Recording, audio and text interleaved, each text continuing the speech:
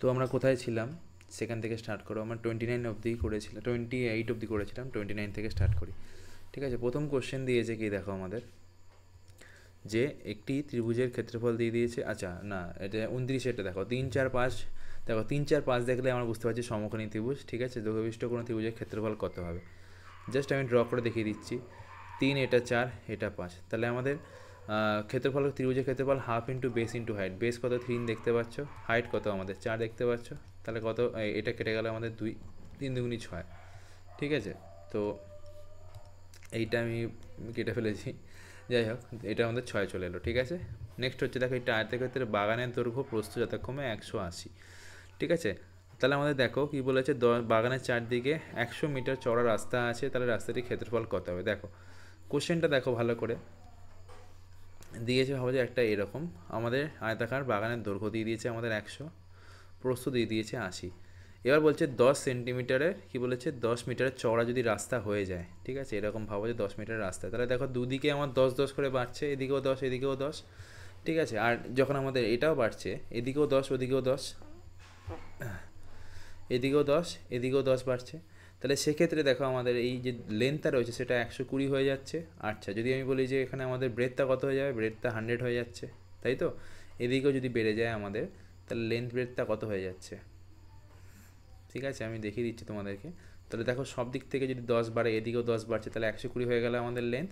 ব্রেডটা কত হয়ে যাচ্ছে আমাদের 80, আর এখানে 80 থেকে প্লাস 10 হয়ে যাচ্ছে, এদিকেও 10 বাড়ছে এদিকেও 10 বাড়ছে, তার মানে কি এখানে হয়ে গেল আমাদের 100। তাহলে লজিক্যালি আমাকে যদি কোশ্চেনটা সলভ করতে হয়, বলেছে আমাদের রাস্তাটির ক্ষেত্রফল কত। তার মানে দেখো তোমাদের জাস্ট বোঝানোর জন্য আমি বলি, আমাকে প্রথমে এর ক্ষেত্রফলটা বের করতে হবে, এই টোটালটা।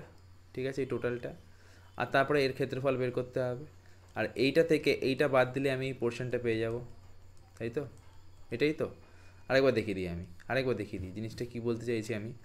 এই যে আমার ভাবো যে এইটা হচ্ছে টোটাল আমার রাস্তা, টোটাল হচ্ছে আমার, এটা ভাবো যে 120 আছে, এটা হচ্ছে আমাদের, ভুল লিখলাম, 120 কোনটা, 120টা বড়টা হবে, ছোটো কেন হবে, তাই না।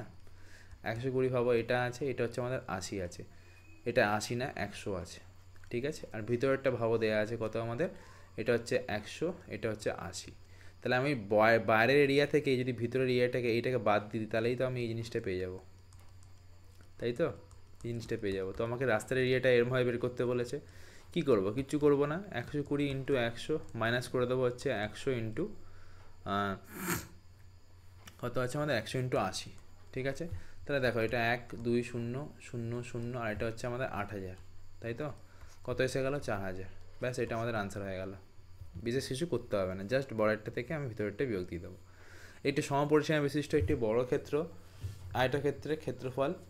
আচ্ছা রিলেশনটা কী হবে, ঠিক আছে। ভাবো যে আমি কী বলবো, একটা বড় ক্ষেত্রে আমি ধরে নিচ্ছি, ভাবো যে পরিসীমাটা কত, ধরে নিলাম যে পরিসীমা হচ্ছে আমাদের বড় ক্ষেত্রে 4 ইকুয়ালস টু আমি 20 ধরে নিলাম। ঠিক আছে, 20 ধরে নিচ্ছি।